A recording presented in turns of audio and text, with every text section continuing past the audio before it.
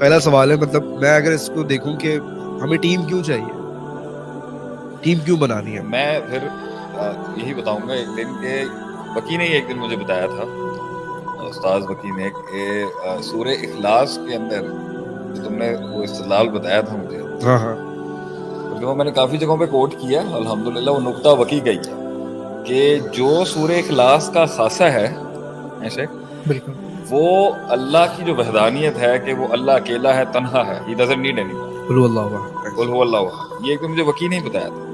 میں اندر سے سوچ رہا تھا کہ یہ جو ہے نا استدلالوں میں اور استنباطوں کا بڑا چیتا ہے یہ معاشرہ, he is really good at it. نہیں ماشاءاللہ بہت گہری نظر ہے قرآن مجید. قرآن پڑھانے کے اندر جو قرآن سے استدلال ہے نا وہ he is really good at it. اس میں نقطہ یہ تھا کہ جو اللہ کا خاصہ ہے نا وہ اکیلا رہے, وہ اکیلا اور نہیں, کیا بات he is all alone. سورہ اخلاص میں ٹیم مینجمنٹ کا اصول چھپا ہے. یہ بھی مولویوں یہ بھی دیندار مولویوں اور علماء کا ہی خاصہ کہ وہ نکال سکتے ہیں. ہم اٹس ویری ہارڈ ٹو سے کہ جی یہ کرتے کیا ہیں, لیکن جو قرآن سے گریپ ہے نا شیخ, وہ سولوشن پرووائڈنگ میں مجھے نہیں لگتا کسی اور چیز کو. تو جو اللہ کے لیے خاص ہے اس کے جمال کمال کے لیے, وہ مخلوق میں نقص ہے. اور جو مخلوق کا خاص ہے وہ اللہ کے لیے نہیں ہو سکتا. اللہ کے لیے مخلوق کبھی بھی تنہائی ایک اور چیز ہے, اور انفرادیت ایک اور چیز, یہ ایک اور چیز. سمد ہے, اللہ الصمد. اس پر آپ اگر کچھ بولیں تو بتائیں آپ کیا. دیکھیے ماشاءاللہ بہت اچھا نقطہ بیان کیا ہے. بعض جگہ جو ہمارے پرانے علماء ہیں انہوں نے اس کو بعض جگہ پہ لکھا ہے کہ جب آپ اللہ تعالیٰ کے لیے اردو زبان کے اندر اگر آپ کسی کا استعمال کرنا چاہتے ہیں تو آپ اس کے لیے واحد کا صیغہ استعمال کریں. اللہ تعالیٰ یہ کرتا ہے. انسان کا احترام یہ ہے کہ اگر میں آپ کو احترام سے بلانا چاہتا ہوں تو آپ کے لیے میں جمع کا صیغہ استعمال کروں گا. شیخ آپ کیسے ہیں, ٹھیک ہے, میں آپ کو آپ کہہ کے کیسے کہہ کے یا جمع کے صیغے سے مخاطب کروں گا. اگر میں آپ کو واحد کے صیغے سے مخاطب کر رہا ہوں یا کسی بڑے کو کر رہا ہوں تو وہ بے ادبی تصور کی جاتی ہے. لیکن اللہ کا ادب اور احترام یہ ہے کہ اللہ کے لیے واحد کا صیغہ استعمال کیا جائے, کیونکہ اللہ الصمد وہ بے نیاز ہے, وہ بے نیاز تھا ازل سے ہے اور اب تک بے نیاز ہی رہے گا. اچھا, اگر میں اس پہ تھوڑا سا اپنا نقطہ دوں کہ وہ نحنو اقرب الیہ من حبل الورید, نحنو تو جمع تو آیا یہاں پر بالکل. بعض جگہ پر اچھا اس طرح ایک دو جگہ پر بھی اللہ تعالیٰ نے کچھ جمع کسی کے اپنے لیے استعمال کیے ہیں, لیکن کچھ ایسے مقامات ہیں جہاں پر اللہ تعالیٰ نے اپنے لیے واحد کا صیغہ بھی استعمال کیا. جیسے واحد تو ہر جگہ, فاعبدنی کہ صرف میری ہی عبادت. مجھے کسی نے ہمارے استاد نے بتایا تھا کہ یہ نحنو نا رائل پلورل ہے. بالکل, یہ وہ پلورالٹی اس کے ساتھ انا اعطیناک الکوثر, ہم نے آپ کو عطا کیا. تو اس کی کچھ علماء نے تفسیر اس طرح سے بھی کی ہے, کہا کہ یہاں تو ہے کہ یہ مجسٹی کے لیے ہے پرولت, یا پھر اس کا مطلب یہ ہے کہ اللہ تعالیٰ جب اپنے لیے جمع کا صیغہ استعمال کرتے ہیں تو اللہ تعالیٰ اس میں فرشتوں کو اپنے ساتھ شامل کر لیتے ہیں. اس میں نا ایک کلی قاعدہ جو میں نے ایک بڑی پیاری کتاب میں پڑھا تھا, نام مجھے نہیں یاد, کہ اللہ تعالیٰ نے جہاں بھی توحید اور عبادت کی بات کی ہے وہاں کبھی بھی جمع کا صیغہ استعمال نہیں کیا. بالکل, موسیٰ علیہ السلام کے ساتھ اللہ کہتا ہے اننی انا اللہ, میں ہی اللہ ہوں, ٹھیک ہے. اور جہاں پہ اللہ تعالیٰ بات کرتا ہے اپنی اسماء و صفات کی, نیمز اینڈ ایٹریبیوٹس, وہاں اللہ تعالیٰ جمع کا صیغہ استعمال کرتا ہے اکثر و بیشتر. قلنا یا نار کونی بردا وسلام علی ابراہیم. لیکن نقطہ بہرحال یہی ہے کہ جو اللہ کے لیے خاص ہے نا, مخلوق نے جب وہ اپنایا ہے وہ نقصان ہی اٹھائے گی.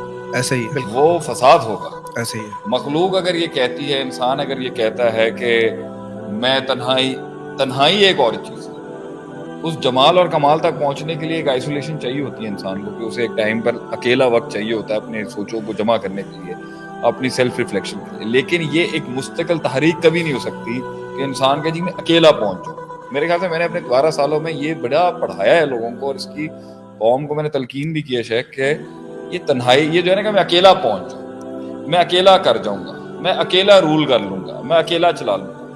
اور اسکوپ آف دا سبجیکٹ پہ ٹوڈے وکی میں یہ چاہوں گا اس پر بھی بات ہو کہ یہ حکومت بھی ایک اجتماعیت ہے, حکومت ہے, سسٹم ہے, اسٹرکچر ہے.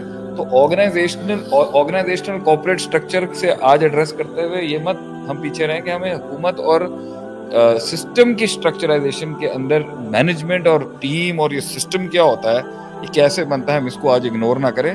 اس کی جہت دونوں جگہ ہونی چاہیے. آرگنائزیشنل اسٹرکچر کی آپ نے بات کی ہے تو ہمارے لیے تو زندگی کے ہر معاملے کے اندر اللہ تعالیٰ فرماتے ہیں لقد کان لکم فی رسول اللہ اسوۃ حسنہ، رسول اللہ کی زندگی بہترین نمونہ ہے. تو ہمیں اپنی اگر آرگنائزیشن کے اصول سیٹ کرنے ہیں تو وہ بھی قرآن اور سیرت سے کرنے ہیں. ہمیں اپنے انفرادی اصول سیٹ کرنے ہیں تو وہ بھی قرآن سے کرنے ہیں اور سیرت سے کرنے ہیں. تو آپ صلی اللہ علیہ وسلم کی اگر ہم ابتدائی زندگی دیکھیں، مکی زندگی ساری ٹیم بلڈنگ کے اوپر ہی ہے، اور ایسی کمال ٹیم بلڈنگ آپ صلی اللہ علیہ وسلم نے کی. شیخ آپ کی اجازت سے میں ایک جگہ پہ پڑھ رہا تھا کہ آپ صلی اللہ علیہ وسلم نے امت کے، آپ کی ٹیم بلڈنگ کا لیول آپ چیک کریں کہ امت کے 4 سب سے اعلیٰ دماغ آپ نے اپنی ٹیم میں اس طرح سے آپ نے انکلکیٹ کر لیا ان کو کہ 2 کو اپنا داماد بنا لیا اور 2 کے سسر بن گئے.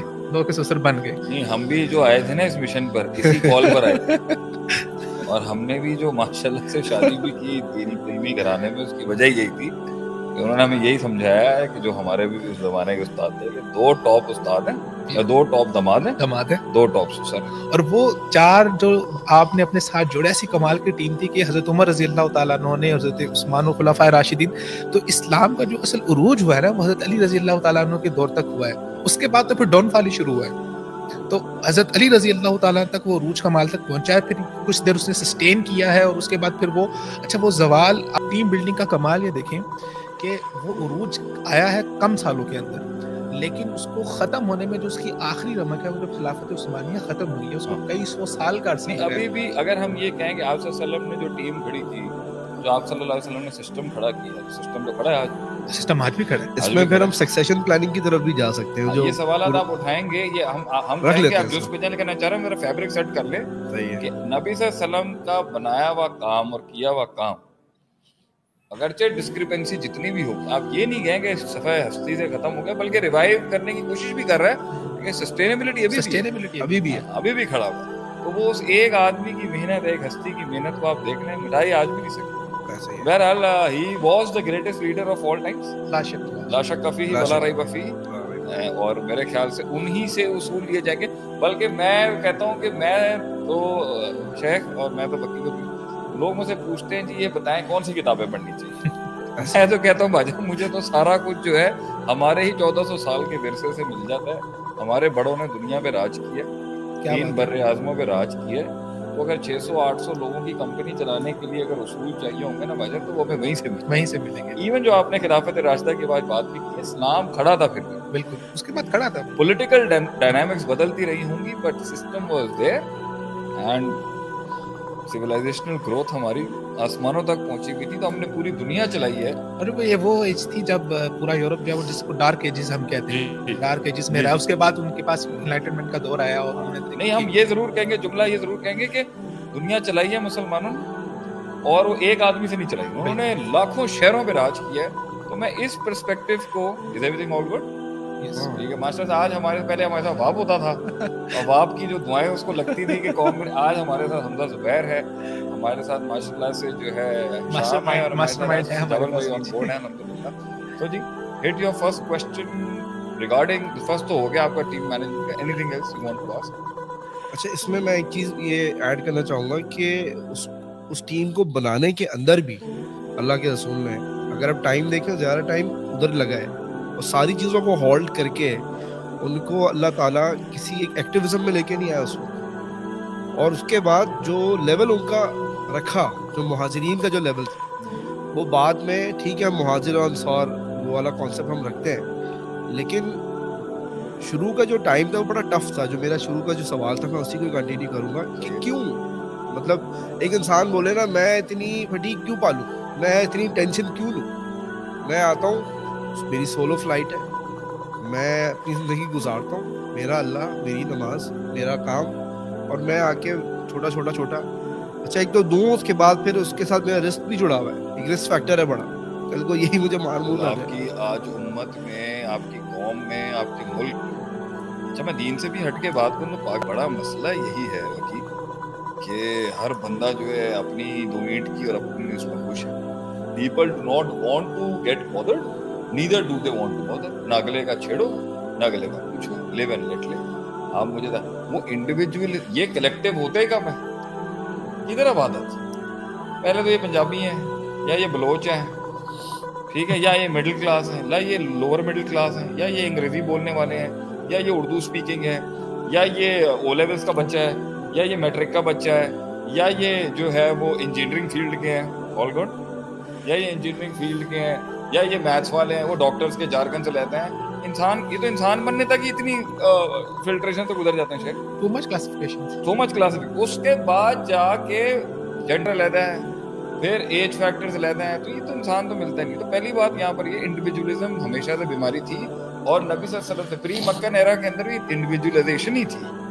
وہ فرقوں میں بٹے ہوئے تھے, ٹرائب سے بٹے ہوئے تھے. ادھر فارس کھڑا تھا, ادھر ایجپشن امپائر کھڑی تھی, ادھر رومن امپائر کھڑی ہوئی تھی, اور یہ ان ٹیپڈ مارکیٹ تھی جس پہ کوئی ہاتھ نہیں ڈالتا تھا. کیوں؟ کیونکہ ان کا سب سے بڑا, اور میں نے اللہ امام نے قیم رحمہ اللہ علیہ کو, کیا ہی بات ہے, ان کی ایک کتاب ہے وہ الداء والدواء کر کے, شافی کر کے, وہ ہے شفا والی جو کتاب ہے, اس میں ایک چیپٹر ہے آثار المعاصی کے اندر. اس کے اندر انہوں نے جو نا ایک بات جو نا وہ لکھی ہے, نہیں بلکہ سوری شیخ عبد الوہاب رحمہ اللہ علیہ کی کتاب ہے الجاہلیہ.